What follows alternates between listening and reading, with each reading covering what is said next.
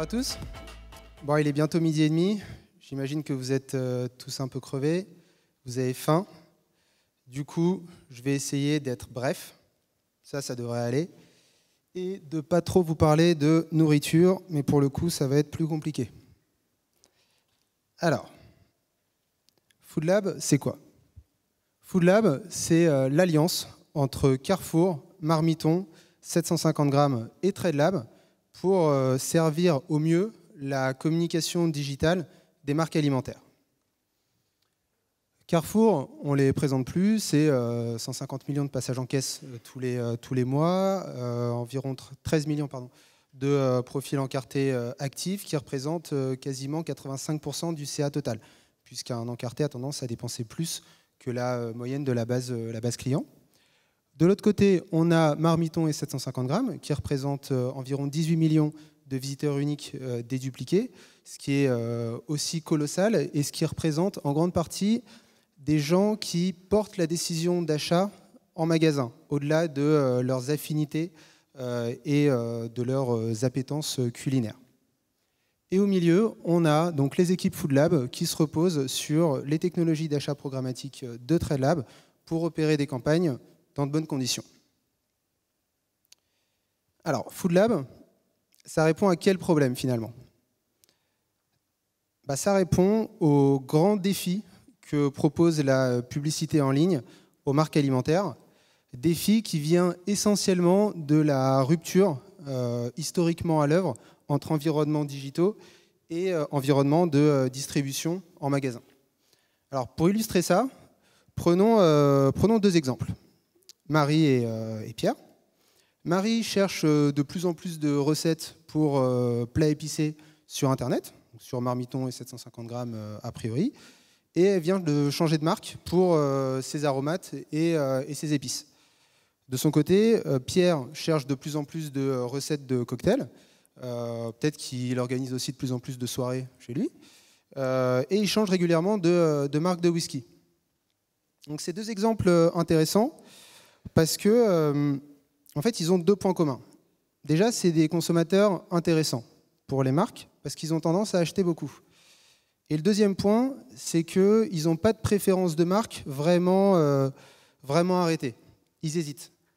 Si on se parlait d'une élection, ce serait des électeurs indécis, voire des grands électeurs indécis, et ceux dont il est crucial d'emporter la décision.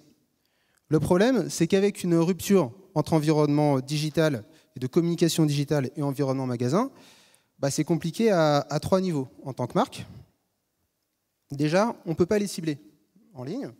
Donc ça, évidemment, ça pose un gros problème. On ne peut pas leur montrer un message qui soit pertinent et qui soit en lien avec leurs attentes et leurs habitudes d'achat en magasin. Et on ne peut pas s'assurer de l'impact et on ne peut pas calculer le ROI, les ventes incrémentales générées par la communication digitale. Vous savez, c'est toujours le même problème quand on parle de publicité. On dit toujours que sur 100 € investis, on est sûr que la moitié ne sert à rien, mais on ne sait jamais laquelle.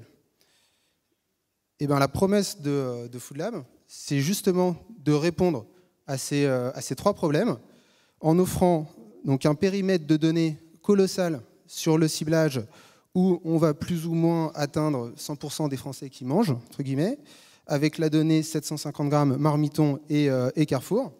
On va exploiter des bons outils d'achat qui vont nous permettre de nous assurer que le message est servi le bon nombre de fois à la bonne personne en utilisant les bons formats sur les bons inventaires, etc.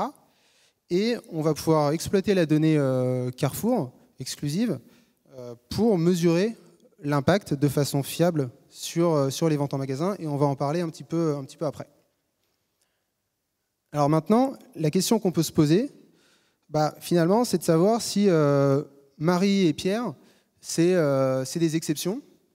Est-ce qu'ils ont un comportement à la marge des comportements du français moyen en magasin, ou au contraire, ils sont représentatifs d'une audience plus large?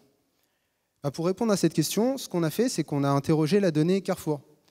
On a construit un panel de 40 marques alimentaires, et pour ces marques, on est allé voir ce qui se passe tous les ans sur leur base client. Donc on est allé regarder dans quelle mesure est-ce que ces bases évoluaient et dans quelle mesure est-ce qu'elles se renouvelaient. Et on a remarqué un truc assez fou, c'est que d'une année à l'autre, en l'occurrence entre début 2017 et début 2018, on a plus de la moitié de la base client de ces marques qui est soit gagnée, soit perdue. Donc c'est assez fou et ça indique qu'en réalité, les marques alimentaires, elles font face à un enjeu d'acquisition chaque année qui est fondamental. Et ça pose du coup 4 grandes questions,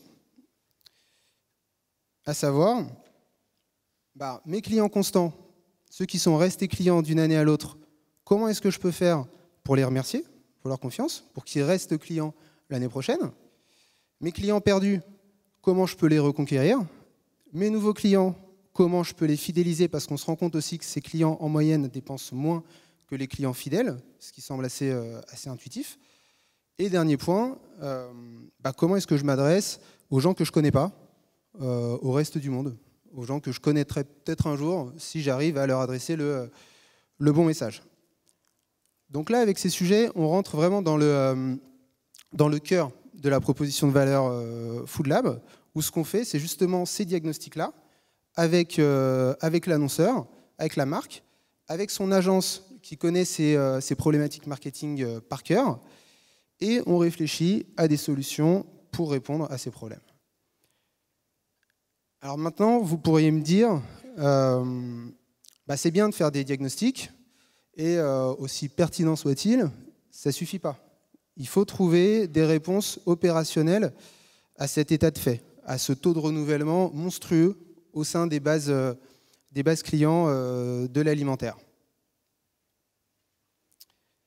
Et concrètement, ce qu'on fait, c'est 2 choses.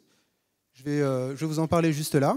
Alors, le premier point sur lequel on a vraiment besoin d'exploiter la donnée de façon intelligente, c'est via des arbres de décision qui vont faire parler cette donnée de façon pertinente et de façon plus riche qu'un modèle à plat où on aurait par exemple une liste de critères de ciblage qu'on activerait à la suite et sur lesquels on mesurerait de la performance. Vous savez, c'est un peu comme dans la vie de tous les jours. Les bonnes décisions, elles reposent sur les bonnes informations et sur notre capacité à les croiser. Et en programmatique, c'est pareil.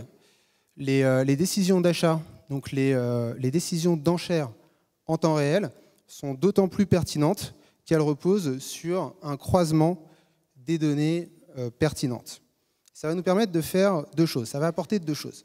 D'abord, ça apporte plus de performance aux campagnes, puisqu'on va pouvoir cibler et allouer les achats en priorité vers des audiences stratégiques pour les marques alimentaires. Par exemple, et là encore une fois, cet exemple, c'est un exemple parmi d'autres, ces arbres, on les construit de façon sur mesure pour chaque marque. On va pouvoir cibler les nouveaux clients qui ont un vrai potentiel de consommation, et ça on l'apprend par les données de navigation, et qui en plus appartiennent à la cible marketing. On va pouvoir du coup augmenter les enchères sur ces gens-là et s'assurer de diffuser en priorité sur ces gens-là. Donc ça apporte plus de performance. Et le deuxième point, limite plus important, c'est que ça apporte des enseignements précieux à la marque. Puisque à la fin de la campagne, ce qu'on va pouvoir se dire, c'est par exemple, OK, le cœur de cible répond bien, réagit bien au message publicitaire. Mais en fait, on a aussi identifié une autre population qui faisait partie du cœur de cible, une espèce de cœur de cible, qui réagit encore mieux aux stimuli publicitaires et qu'on va pouvoir, en fait, cette info-là, on va pouvoir l'utiliser déjà pour d'autres campagnes, on va pouvoir l'utiliser pour d'autres canaux d'acquisition, et on va pouvoir aussi l'utiliser pour alimenter la stratégie marketing globale de la marque et de l'agence. Et ça, pour le coup, ça a une vraie valeur parce qu'on est capable de quantifier ces informations-là. Alors maintenant qu'on a fait ça, il reste un enjeu opérationnel important à adresser, c'est la mesure de l'incrément sur les ventes en magasin.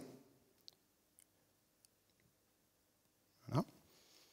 Alors, ce slide, il est un peu compliqué.